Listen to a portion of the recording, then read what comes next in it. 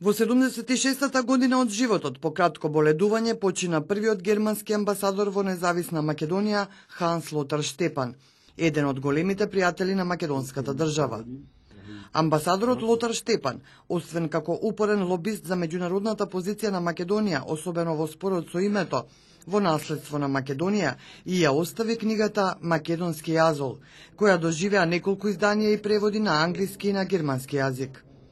Тој ја проучувал македонската политичка историја и истражувајќи ги архивите на Германското министерство за надворешни работи во својата книга, презентираше дотогаш немногу познати факти за македонската позиција во почетокот на 20 век.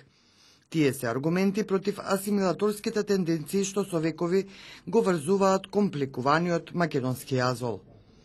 Неговите изјави за историските неправди беа јасни и отворени. Тврдењето од Атина дека на оваа држава дури Тито и го дал името Македонија е во целост измислено.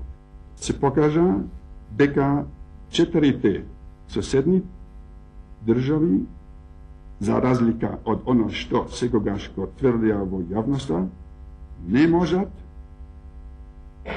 да остварат ниту едно барање за припојување и најмале дел македонска територија. Во 2007 ману на амбасадорот Ханс Лотар Штепан му ја додели наградата Блаже Коневски.